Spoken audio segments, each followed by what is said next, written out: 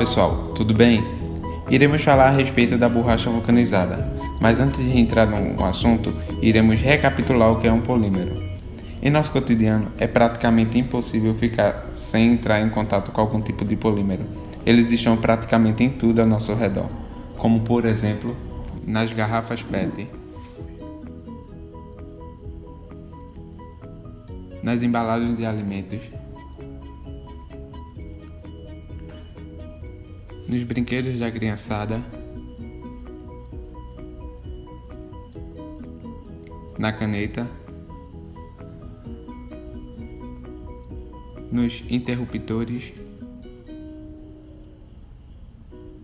no cabo da panela, nos pneus,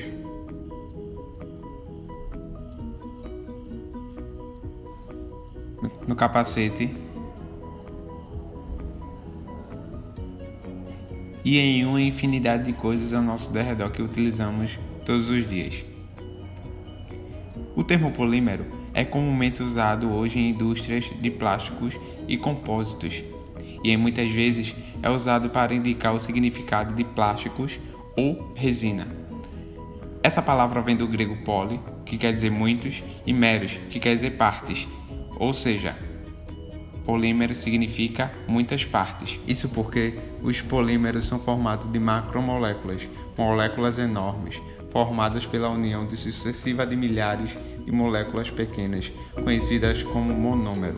A reação pela qual os monômeros se unem é resultado da produção de polímeros e é chamada como polimerização.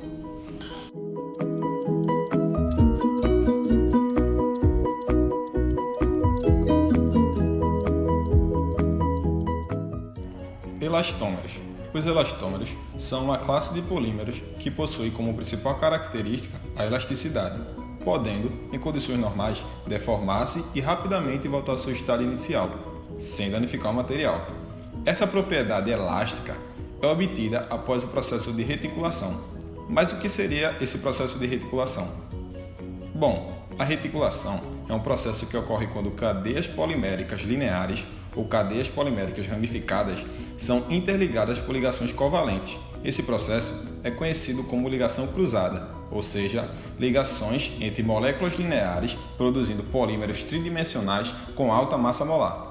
Para compreender as suas notáveis propriedades elásticas, é importante notar que os elastômeros são obtidos a partir de polímeros lineares, que a temperatura ambiente são líquidos. A maioria dos elastômeros são polímeros orgânicos. São excelentes combustíveis, além de suportar grandes deformações antes da ruptura. O termo borracha é um sinônimo usual do elastômero. Os elastômeros mais usados são os naturais e os sintéticos. Os naturais são produtos extraídos de plantas tropicais, possuem excelente elasticidade, flexibilidade, além de possuir baixa resistência química. Os elastômeros sintéticos é o mais comum dos elastômeros. Foi desenvolvido como alternativa à borracha natural, apresentando características similares, mas possui uma melhor resistência à temperatura.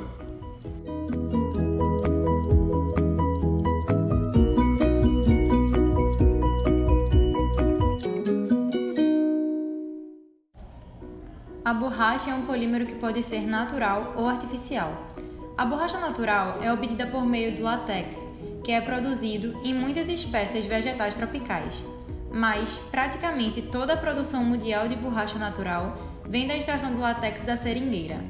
Como é visto na imagem, realizam-se incisões no caule dessa árvore e o líquido branco escorre, sendo coletado em tigelas e devendo ser recolhido com frequência a fim de evitar contaminação e putrefação. O polímero da borracha é um polímero de adição, conhecido como poliisopreno, pois é formado pela adição de 1,4 de monômeros de isopreno. Essa reação está aqui de um modo simplificado, pois nas árvores elas são bem mais complexas e necessitam de enzimas, atuando como catalisadores. O valor de N na fórmula do poliisopreno mostrada é na ordem de 5.000, e a borracha natural é formada por cerca de 35% desse polímero. Esta é a macromolécula do poliisopreno. No entanto, a borracha natural possui algumas propriedades que dificultam a sua utilização. Por exemplo, No frio, ela torna-se dura e quebradiça, enquanto no calor ela fica mole e bastante pegajosa. Por isso, ela precisa passar por um processo chamado de vulcanização, tornando-as mais resistentes. Por isso, as borrachas mais utilizadas em pneus são as sintéticas. Imitando a reação que ocorre nas árvores da seringueira, os cientistas passaram a realizar reações de polimerização de adição de compostos diênicos, produzindo vários tipos de borrachas sintéticas. Dependendo do tipo de monômero que se usa para produzir o polímero, conseguem-se borrachas com diferentes propriedades. As borrachas sintéticas mais comuns atualmente são as obtidas por meio da polimerização do acetileno, que forma o butadieno, e a partir do cloropreno, que produz o policloropreno, ou polineopreno, ou simplesmente neopreno. Atualmente, as borrachas sintéticas são mais utilizadas do que borracha natural. Tanto a natural quanto as sintéticas são consideradas elastômeros.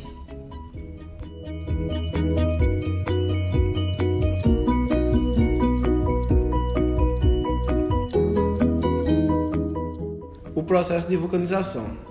Para o melhoramento da qualidade da borracha e deixá-la propícia para ser utilizada nas mais diversas áreas, e principalmente para ser utilizada na área industrial com diversas finalidades, a borracha precisa passar por um processo denominado vulcanização. Mas o que vem a ser o processo de vulcanização? Nada mais é que a adição de enxofre sob aquecimento em uma determinada pressão, mas na presença de catalisadores. Durante esse processo, os átomos de enxofre quebram as ligações duplas do carbono, que unem-se às moléculas de borracha, que é um poliisopropeno. Essa nova estrutura é melhor, pois sem o processo de vulcanização, as moléculas do poliisopropeno podem deslizar uma sobre a outra. Agora, com a realização do processo de vulcanização, os átomos de enxofre unem-se às estruturas lineares, formando pontes de enxofre, que aumentam a resistência e a dureza da borracha. Quanto mais enxofre for adicionado à borracha, mais rígida ela será. Borrachas comuns possuem de 2 a 10% de teor de enxofre. Borrachas usadas em pneus possuem 1,5 a 5% de teor de enxofre. E as borrachas usadas em área industrial e em áreas químicas possuem 30% do teor de enxofre. O processo de vulcanização não é realizado apenas com enxofre.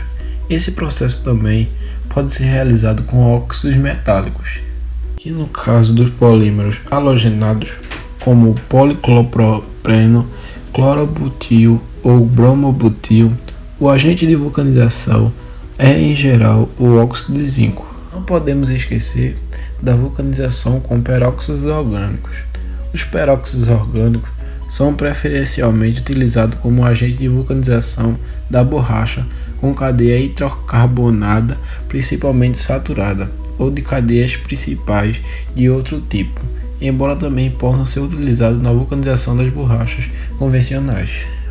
Mas todas essas vantagens e ganhos trazem junto um prejuízo enorme para o meio ambiente, pois as borrachas demoram cerca de 100 anos para se decompor no meio ambiente, enquanto as borrachas vulcanizadas levam até 1 milhão de anos para se decompor, o que acaba prejudicando e muito o meio ambiente. Existe um projeto criado para as empresas e fabricantes de pneus que pode ajudar a amenizar isso, e diz que a mesma quantidade que for produzida de pneus em um ano deve ser reciclada. Talvez se o grande descobridor da vulcanização, Charles Goodyear, estivesse aqui, ele poderia dar uma ajudinha, com esse problema. Existem boatos que afirmam que ele descobriu esse processo por meio de um acidente, derramando enxofre em um tacho contendo borracha quente, e assim foi descoberta a vulcanização, que ele mesmo nomeou, fazendo homenagem ao deus grego Vulcano, deus romano do fogo.